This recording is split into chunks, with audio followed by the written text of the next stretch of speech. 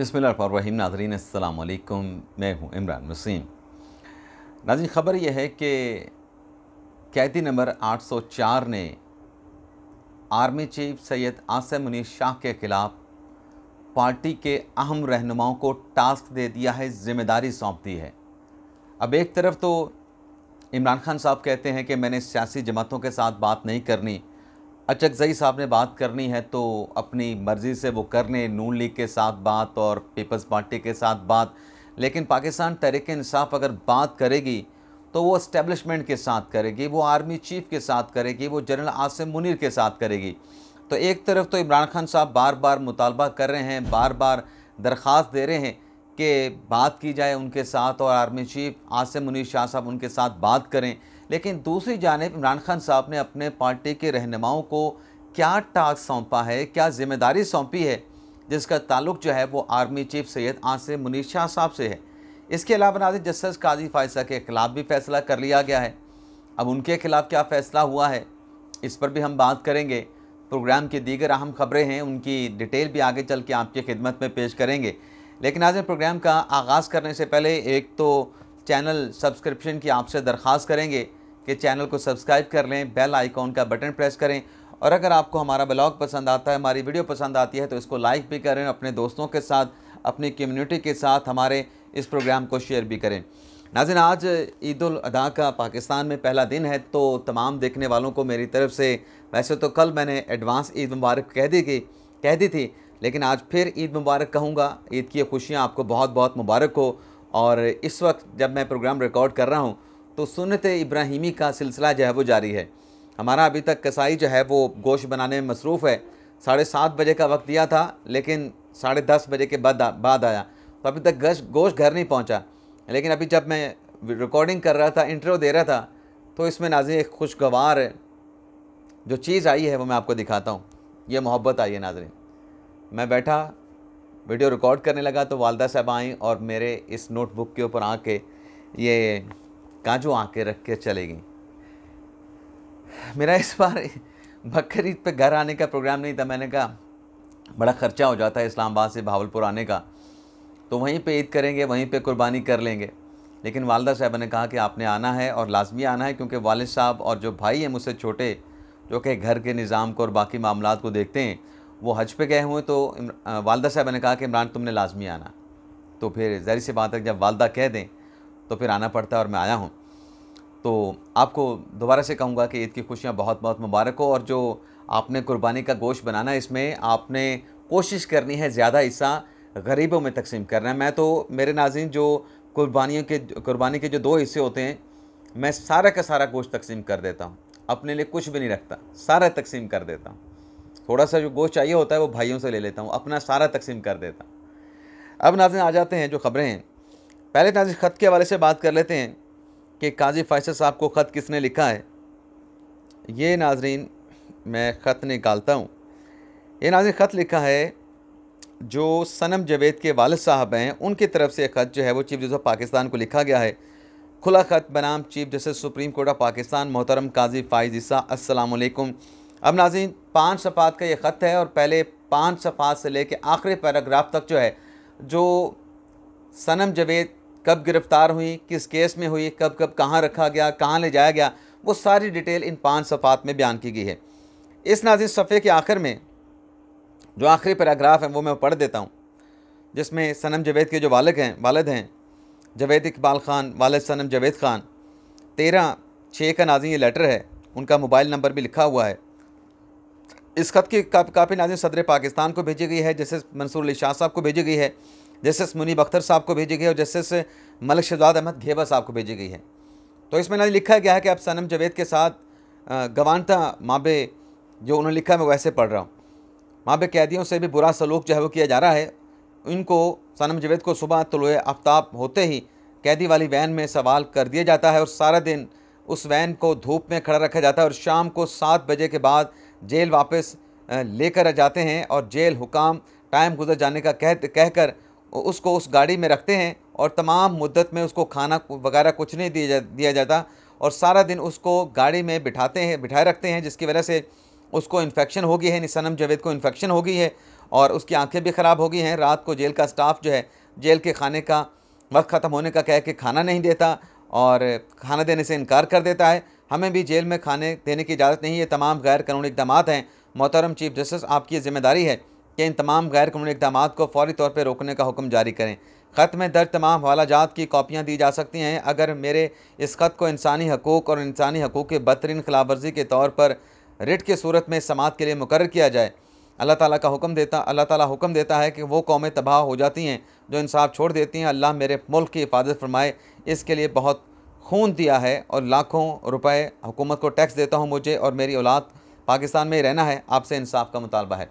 अब नाज़रीन, जो सनम जवेद साहिबा का जो मामला है, जो भी है, बात यह है कि इसमें सुप्रीम कोर्ट का जो सो मोटो है जिसकी वो बात कर रहे हैं, वो कुछ नहीं कर सकता। चाहे बंदयाल होते, शाकिब निसार होते, आसिफ सईद खान खोसा होते, उनके खिलाफ केसेस हैं। झूठे हैं या सच्चे हैं वो केसेस हैं। ये तो हमने मानना है कि फैक्चुअली उनके खिलाफ केसेस बने हैं। वो लाहौर में थी, लाहौर के अलावा बाकी शहरों में उनके खिलाफ केसेस बने हैं। अब उन केसेस में वो या तो जिस्मानी रिमांड या जुडिशल कर दिया जाता है। इसमें कोर्ट ऑर्डर जो है मेरे ख्याल कुछ नहीं कर सकता। हाँ, अगर कुछ ये कर सकती हैं तो लाहौर हाई कोर्ट के चीफ जस्टिस मलिक शहजाद गेबा साहब को भी दरख्वास्त दी है, तो वहाँ पे इंडिविजुअल अगर बुनियादी हकूक़ के खिलाफ वर्जी हो रही है तो वहाँ पे रुजू किया जा सकता है। लेकिन जो सुप्रीम कोर्ट का आर्टिकल 184(3) का अख्तियार वो पब्लिक एट लार्ज के हवाले से है और अब उसमें कमेटी बन चुकी है। तो चलें, ठीक है। अगर, क्योंकि बहुत सारे दोस्तों को तो एतराज़ होता है कि काजी फैसल साहब नहीं करते, तो मंसूर अली शाह साहब को भी भेजा गया है, मुनीब अख्तर साहब को भी भेजा गया है, तो वो इसके ऊपर कमेटी के इजलास में जो है वो आर्टिकल 184(3) की समाअत मुकर्रर करवा लें, अगर हो सकता है। लेकिन मेरी नज़र में इंडिविजुअल मामला है और केसेस चल रहे हैं। जब केसेस चल रहे हैं तो आपने उन अदालतों से रिलीफ लेके जो है अपने लिए आसानी पैदा करनी है। इसमें सुप्रीम कोर्ट आइन और कानून के मुताबिक कुछ नहीं कर सकती। दूसरे जो आज खबर आपके साथ हमने शेयर करने कि काजी फैसल के खिलाफ क्या फ़ैसला हुआ है, लेकिन आज कुछ फैक्ट भी हमने दुरुस्त करने हैं। कल नाज़रीन जो मैंने एक ख़बर की मलिक शहजाद गेबा साहब के हवाले से कि एक रेफरेंस दायर किया गया, वो रफ़ाकत अली तनोली साहब ने दायर किया, उस पर नाज़रीन फवाद चौधरी साहब ने कल ट्वीट किया 4:08 पे, और कोई 2400-2500 लोगों ने, जब मैंने ये स्क्रीनशॉट लिया उस वक्त तक कोर्ट ट्वीट और रीट्वीट हो चुके थे। अब चौधरी फवाद साहब ये लिखते हैं कि वकला में 1 अरब की तकसीम के अगले ही दिन, यानी वो जो कहा आज़म रज़ी तारड़ साहब ने कि वकला को 1 अरब का फ़ंड दिया जाएगा, उसका हवाला ही दे रहे हैं कि पंजाब हुकूमत ने वकला को जो 1 अरब का फ़ंड की तकसीम का ऐलान किया, बल्कि वो तो कहते हैं तकसीम कर दी। फवाद चौधरी साहब कहते हैं कि पैसे तकसीम हो गए, हालांकि अभी तक वो पैसे मिले नहीं हैं, ऐलान हुआ है सिर्फ। तकसीम के अगले ही दिन chief justice Lahore high court के खिलाफ हुकूमती स्पॉन्सर्ड रेफरेंस पाकिस्तान में शफाफ निज़ाम इंसाफ की तरफ बड़ा कदम। अब वो कह रहे हैं कि ये स्पॉन्सर्ड जो है वो रेफरेंस है। अब जिस शख्स ने नाज़रीन ये रेफरेंस दायर किया, मैंने आपको बताया था कि उसका बेटा मारा गया है एक गाड़ी की टक्कर से, प्राडो गाड़ी की टक्कर से। जो अब तक जो इल्ज़ाम लग रहा है, क्योंकि मैंने बड़ा मोहतात होकर व्लॉग करना है, मैंने ऐसे छोड़ नहीं देना। हमारे बहुत सारे दोस्त छोड़ देते हैं, हमने नहीं छोड़ना, बड़े एहतियात के साथ मोहतात होकर अल्फाज का इस्तेमाल करना है। तो उसमें इल्ज़ाम यह है कि वो जो chief justice Lahore high court है मलिक शहजाद साहब, उनकी बेटी ड्राइव कर रही थी, और जब उस चक्कर से रफ़ाकत अली के बेटे की जान गई, उसके साथ एक और नौजवान की जान गई, तो वो वहाँ से फ़रार हो गई। अब ये जो बात है, क्या ये स्पॉन्सर्ड चीज़ है? अब वो जिसका बच्चा नौजवान जाँ बहक हुआ है, वो ये कह रहा है, उसका ये इल्ज़ाम है, मैं फिर कह रहा हूँ उसका इल्ज़ाम है, उसका ये दावा है कि वो FIR दर्ज करवाने के लिए गए थे, उनकी FIR दर्ज नहीं होने दी गई, उसको FIR के इंदराज से रोका गया, उसको धमकाया गया, उसको हरासा किया गया, उसके गांव मानसेरा तक लोग पहुंचे, पुलिस लेके पहुंचे, और फिर उसने ये भी दावा किया कि मेरी टेलीफोन पर उनके जो बेटे हैं मलिक शहजाद साहब के, वजाहत अली ख़ान, उन्होंने अपने वाले से मेरी बात करवाई, यानी chief justice Lahore high court Malik Shahzad साहब से बात कराई, जिसमें रफ़ाकत अली कहते हैं कि मुझे धमकियाँ दी गई कि आप केस वापस लो, बसूरत अगर आपको नताइज का सामना करना पड़ेगा। अब ये एक शख्स जो है जिसके साथ जो वाक़या पेश आया है, जो वो बयान कर रहा है कि मुझे ये धमकियाँ दी गई, वो गलत है, झूठी हैं, वो मुतलका फ़ौरन देखा। लेकिन ये बात तो हकीकत है ना कि उसका बच्चा, उसका बेटा रोड एक्सीडेंट में मारा गया है। और ये वाक़या आज का नहीं, जब आज़म तारक साहब ने 1 अरब देने का ऐलान किया, ये 8 जून 2022 का वाक़या है, जब बंदयाल साहब चीफ जस्टिस थे, जब काजी फैसल साहब आए भी नहीं थे, बंदयाल साहब चीफ जस्टिस ऑफ पाकिस्तान थे, लाहौर हाई कोर्ट में गालिबन अमीर हुसैन भट्टी साहब थे। तो ये कह देना कि ये उस 1 अरब के बाद हुआ तो फैक्चुअली इनकरेक्ट बात है। और ये रेफरेंस मेरी जो रफ़ाकत अली से बात हुई, ये जो शिकायत उन्होंने सुप्रीम जुडिशल काउंसिल में भेजी है जज साहब के ख़िलाफ़, वो उन्होंने 29 मई को भेजी है, 29 मई 2024 को, जब मलिक शहजाद साहब सुप्रीम कोर्ट के जज बनने के हवाले से जुडिशल कमीशन में उनका नाम पर गौर भी नहीं हुआ था, मंजूरी भी नहीं हुई थी। और आप नाज़रीन मैं बता दूं, आप नाज़रीन को मैं बता दूं ना जी, ये जो रेफरेंस है, जो शिकायत है रफ़ाकत अली साहब की, जो उन्होंने इल्ज़ाम लगाया है, सुप्रीम जुडिशल काउंसिल का कानून ये कहता है, रूल्स ये कहते हैं, जो काउंसिल को इजाज़त देते हैं कि अगर किसी जज के ऊपर झूठे इल्ज़ामात लगाए जाएँ तो काउंसिल के पास उस झूठी कंप्लेंट पे उस शख्स के खिलाफ कार्रवाई करने का भी अख्तियार है। तो इस शख्स ने, रफ़ाकत अली तोलोनी ने, अगर कुछ गलत इल्ज़ाम लगाया है, मैं नहीं कह रहा कि सही इल्ज़ाम लगाया है, हम इसी पे चलते हैं कि गलत इल्ज़ाम है, अगर गलत इल्ज़ाम होगा तो जुर्माना हो जाएगा, अगर इल्ज़ाम सही है तो इसको साबित करना पड़ेगा। तो ये जो फवाद चौधरी साहब कह रहे हैं ये फैक्चुअली इनकरेक्ट बात है।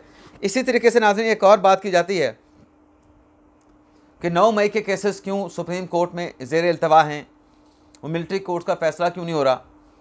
एक तो नाज़रीन फ़ैसला बंदयाल साहब नहीं कर सके, उसके बाद इजाज़ुल एहसन साहब ने किया, वो गालिबन 23 अक्टूबर 2023 को फ़ैसला हुआ था। उसके बाद नाज़रीन इंट्रा कोर्ट अपीलें दायर हुई थी। अब इंट्रा कोर्ट अपीलों पे नाज़रीन जो बेंच बना था वो जस्टिस सरदार तारिक मसूद साहब वाला था। जस्टिस सरदार तारिक मसूद साहब वाले बेंच के ऊपर एतराज़ आ गया, PTA वालों ने किया, एतजाज़ एहसन साहब ने किया, लतीफ़ खोसर साहब ने किया, उसके साथ साथ बाकी वकला ने किया कि भाई आप ना सुने। हालांकि सरदार तारिक साहब ने, तारिक महमूद साहब ने, जो साइफ़र केस है, उसमें साइफ़र केस में इमरान खान साहब की ज़मानत ली, उसमें शामी महमूद कुरैशी की ज़मानत ली, और तारिक साहब के साथ बेंच में मंसूर अली शाह साहब शामिल थे, अतर मिनला साहब शामिल थे। मुतफ़िका तौर पे 3 जज ने इमरान खान साहब के हक़ में फ़ैसला दिया, लेकिन तारिक महमूद साहब पे एतराज़ उठा दिया। अब वो बेंच टूट गया। अब नाज़रीन बेंच टूटने के बाद नया बेंच बना। नए बेंच को नाज़रीन हेड कर रहे थे अमीनुद्दीन खान साहब। अमीनुद्दीन खान साहब ने फौरी तौर पे कहा कि चलें ये केस तो जब डिसाइड होगा, क्योंकि उनके ऊपर भी पहली समात पे एतराज़ उठा दिया गया कि आप भी ना सुने, लार्जर बेंच बनाएं, बड़ा बेंच बनाएं, फिर केस को सुना जाए। तो अमीनुद्दीन खान साहब ने कहा वो तो कमेटी करेगी जो भी फैसला करना है, लेकिन ऐसे लोग जिनके बारे में अटॉर्नी जनरल साहब अदालत को यकीन दहानी करवा चुके हैं कि उनकी सज़ाएँ कम हैं, अगर इतने अरसे में इतना अरसा केस गुजर चुका है तो ऐसे वो तमाम लोग जिनकी सज़ाएँ पूरी हो चुकी हैं उनको रिहा करें। तो 15 या 20 लोग रिहा भी हुए अमीनुद्दीन खान साहब की उस इंटरवेंशन के नतीजे में या उस ऑब्जर्वेशन के नतीजे में। और फिर वो बेंच बड़ा बनाने के लिए अमीनुद्दीन खान साहब ने मामला जो है वो चीफ जस्टिस काजी फैसल साहब को और जो मुतल्लिका कमेटी है उसको भिजवा दिया। अब उस कमेटी में भी नाज़रीन फ़ैसला ये हुआ है कि बेंच नया नहीं बनेगा, बेंच यही बरकरार रहेगा अमीनुद्दीन खान साहब वाला, और जो एतराज़ात किए गए उन एतराज़ात को रद्द कर दिया गया है। लेकिन अब यहाँ पे नाज़रीन वो तो ना कि इंसान के को थोड़ा सा भी ख्याल रखना चाहिए। अब नाज़रीन इस बेंच में अमीनुद्दीन खान साहब के बेंच में 6 रुकनी बेंच में जस्टिस मुसर्रत अली साहबा भी शामिल हैं। अब जस्टिस मुसर्रत अली साहबा अलील हैं, उनको दिल की तकलीफ़ हुई है, उनका ऑपरेशन हुआ है, उनकी सर्जरी हुई है, एक के बाद फिर दूसरी हुई है, तो वह दस्तयाब नहीं। क्या उनको हॉस्पिटल से ला के या बीमारी के बिस्तर से ला के बेंच में बिठाया जाए? बस नाज़रीन ये भी मैंने क्लियर करना था। अब आ जाते हैं नाज़रीन कि आर्मी चीफ़ के ख़िलाफ़ क्या टास्क दिया गया है। ये नाज़रीन आजकल चल ये रहा है कि जो ख़बर है नाज़रीन मेरी इतनी ज़राए तक पहुँची है, बल्कि भावलपुर से जब मैं निकला हूँ इस्लामाबाद से, तो रास्ते में मतलब एक सोर्स से मुलाकात होगी, उससे पूछा भी क्या चल रहा है। उसने ये कहा कि इमरान खान साहब ने पार्टी के लोगों को ये टास्क दिया है कि ये जो बजट के बाद, जून के बाद जुलाई अगस्त आना है, जो टैक्स लगना है, और खान साहब ये सोचते हैं कि इस बजट के बाद आवाम की चीखें निकलेंगी, आवाम पे माशी तौर पे बोझ बढ़ेगा, तो हुकूमत के लिए मुश्किलात पैदा होंगी। तो इमरान खान साहब ये सोच रहे हैं कि जुलाई और अगस्त के महीने हुकूमत के ख़िलाफ़ एहतजाजी तहरीक चलाने के लिए या कोई लॉन्ग मार्च या एहतजाजी मुजाहरे करने के लिए बड़े मुनासिब महीने हो सकते हैं। जुलाई और अगस्त के महीने खान साहब सोचते हैं कि अवाम हुकूमत से मुतनफ़र हो चुके होंगे। और साथ में नाज़रीन, वो जो SIFC है, SIFC के हवाले से इमरान खान ने अपने पार्टी के लोगों को टास्क दे दिया है। अब SIFC में नाज़रीन अली अमीन गंडापुर साहब बैठते हैं। SIFC का काम जो है वो सिर्फ फैसिलिटेशन करना है। SIFC में जो आर्मी चीफ होते हैं, जो फ़ौज के इदारे हैं, उनका काम हुकूमत को फैसिलिटेट करना है सरमायाकारी के हवाले से। अब वो SIFC को जवाज़ बना के कहा जा रहा है कि ये इदारा बन गया है जी, गैर आइनी इदारा है, कोई सरमायाकारी लेके नहीं आया, ज़ीरो इनकी परफॉर्मेंस है। अब नाज़रीन, ज़ीरो परफॉर्मेंस की बात कौन कर रहे हैं? उस पे आने से पहले कि इनकी अपनी परफॉर्मेंस क्या है, मामला नाज़रीन ये है, अली अमीन गंडापुर साहब को जो SIFC में बातें होती हैं कि क्या सरमायाकारी आएगी, किस शोबे में आएगी, माइनिंग में आएगी और इस तरह की चीज़ों में आएगी। अब माइनिंग वगैरह जो है वो नाज़रीन या तो बलूचिस्तान में है या खैबर पख्तूनख्वा में है। माइनिंग कानकुनी ये तमाम जो चीज़ें हैं ये KPK में हो सकती हैं या खैबर पख्तूनख्वा में, अपना बलूचिस्तान में हो सकती हैं। तो खान साहब तक इन्फॉर्मेशन तो अंदर की पहुंच रही है कि ये इन्होंने इस तरीके से फ़लाँ शोबे में इन्वेस्टमेंट लाने का प्लान कर रखा है। उसके बाद इमरान खान साहब ये नहीं चाहते कि मुल्क में मुआशी इस्तेहकाम आए। अगर मुआशी इस्तेहकाम आया तो खान साहब को पता है कि फिर वो एहतजाज करके हुकूमत को डिस्टेबलाइज़ नहीं कर सकते या मामलात को अपनी मफाद की तरफ उसका रुख नहीं मोड़ सकते। तो इसलिए खान साहब ने टारगेट दिया कि आपने SIFC को टारगेट करना है। और SIFC को नाज़रीन टारगेट करने का मकसद ये है कि आर्मी चीफ आसिम मुनीर शाह साहब को टारगेट करना है। अब नाज़रीन जो बात करते हैं कि SIFC से क्या फ़ायदा हुआ है, अब नाज़रीन 4 महीने पहले बनी SIFC या 5 महीने 6 महीने बनी SIFC से कौन सा आप तीर मार लेंगे? आपने पहले तो इदारों को स्ट्रीमलाइन करना है, मामलात को स्ट्रीमलाइन करना है।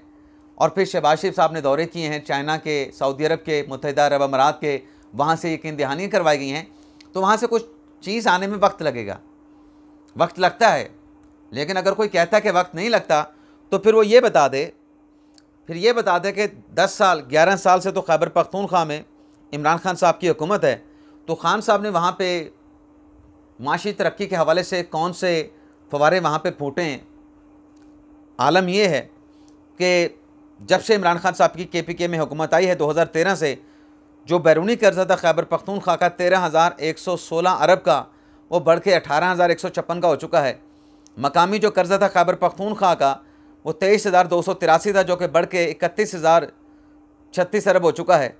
और मजमूई कर्जा खैबर पख्तूनख्वा पे 36 अरब 399 से बढ़ के 49 अरब 192 रुपये तक हो चुका है। तो इन्होंने खैबर पख्तूनख्वा में क्या किया, खुद की परफॉर्मेंस क्या है?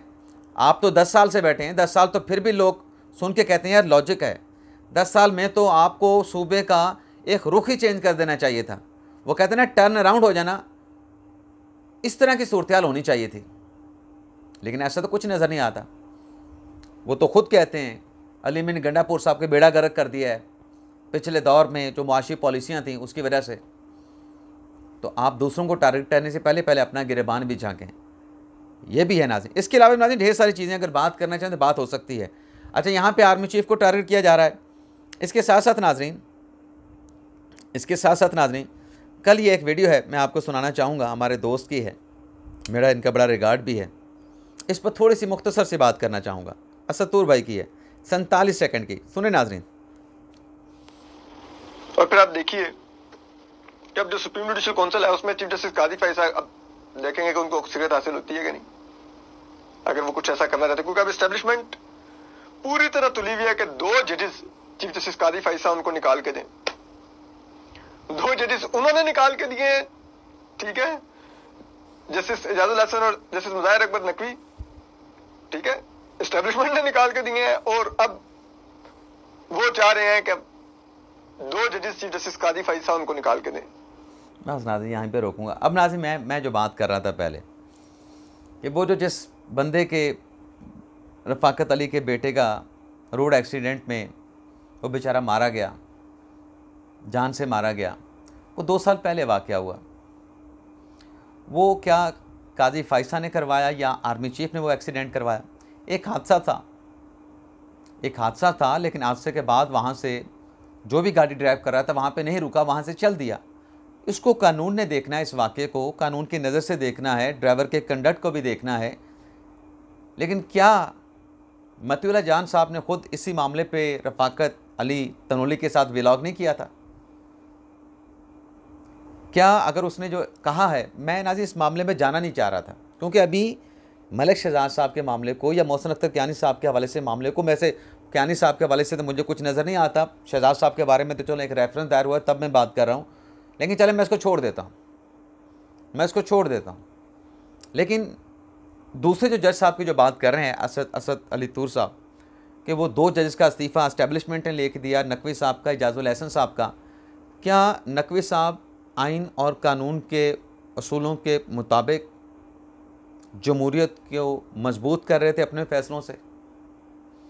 क्या जो नकवी साहब ने जो प्रॉपर्टी ली उसमें जो उन्होंने पूरी इन्फॉर्मेशन नहीं दी, वो जो 2 बच्चे थे उनको नहीं, उनका नाम नहीं शामिल किया गया, एक बच्चे को दिखाया गया, 2 बच्चों को छुपा लिया गया, बिस्मा वारसी साहबा के 2 बच्चों को उनको विरासत में नहीं दिया गया, और फिर वो जो पैसे एक हाउसिंग सोसाइटी के हाथ से हासिल किए गए, नकवी साहब ने हासिल किए, क्या वो सारा कुछ आर्मी चीफ़ करवा रहे थे?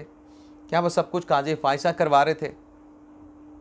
क्या वो जो ऑडियो लीक हुई थी उसमें, जिसमें परवेज़ इलाही के साथ गुफ्तगू हो रही है, मोहम्मद खान भट्टी बात करवा रहे हैं, क्या वो आर्मी चीफ़ करवा रहे थे, फ़ौज इस्टेब्लिशमेंट करवा रही थी, काजी फ़ाइसा करवा रहे थे? इस्तीफ़ा वो खुद दे के गए, फेस उन्होंने खुद नहीं किया। और इजाज़ुल एहसन साहब मुझे नहीं पता किस वजह से रिज़ाइन कर गए, उनके बारे में कुछ बातें मार्केट में चलती हैं कि गालिबन उनकी कोई वीडियो है, उस वीडियो की वजह से शायद दे गए हों, मुझे नहीं पता। लेकिन मुझे लगता है कि जो नकवी साहब के हक़ में जुडिशल काउंसिल में बैठ के इजाज़ुल एहसन साहब ने जो फ़ैसला दिया कि इनके ख़िलाफ़ ये केस नहीं बनता, शोकास नोटिस वाला, शोकास नोटिस नहीं बनता, इनसे जवाब देना नहीं मांगना नहीं बनता, तो एक दिन उन्होंने फ़ैसला दिया इजाज़ुल एहसन साहब ने, दूसरे दिन जो है वो नकवी साहब रिज़ाइन दे के घर चले गए, नकवी साहब ने किसी को बताया भी नहीं। तो ज़ाहिर सी बात है, मैं जो मेरा अंदाज़ा है वो ये है कि मैं एक शख्स के लिए स्टैंड ले रहा हूँ, वो अगले दिन रिज़ाइन कर जाए और मैं उस शख्स के लिए इतना स्टैंड ले चुका हूँ कि मैंने तहरीरी तौर पे बतौर जज उसके हक़ में फ़ैसला दे दिया है, तो फिर मेरी मॉरल अथॉरिटी क्या रहेगी? वो शायद इस वजह से रिज़ाइन कर गए हों। हो सकता है वो वीडियो वाला मामला भी ठीक हो, मुझे नहीं पता। लेकिन यहाँ पे मेरा अंदाज़ा है कि अखलाकी तौर पे जज साहब रिज़ाइन कर गए कि जिसके हक़ में फ़ैसला दिया वो रिज़ाइन कर गया, तो मेरे बैठने का क्या जवाज़ है? अब फिर क्या कहा जाए इस पे? और जिसके ऊपर नाज़रीन वो जो मतीउल्लाह जान साहब ने, असल तो ये सारा मामला मतीउल्लाह जान साहब ने शुरू किया था, मती भाई ने शुरू किया था। उन्होंने ख़बर की तरह का एक कॉलम लिख मारा था, उस कॉलम पे असद तूर साहब ने पूरा वीलॉग कर दिया था, और फिर असद भाई ने तो वीलॉग कर दिया, मती भाई तो आहिस्ता आहिस्ता फिर उससे वो उन्होंने कहा मुख्तलिफ़ प्रोग्राम में, क़य्यूम सिद्दीकी के प्रोग्राम में, एक और प्रोग्राम में, कि ये मेरा गुमान है या मेरी राय है कि इस्तीफ़े के बदले बल्ले का निशान लिया गया है। क्या नाज़रीन हम कर रहे हैं? हम हक़ाइक़ को भी डिस्कस नहीं करते, हक़ाइक़ को भी टच नहीं करते। इजाज़त चाहते हैं नाज़रीन।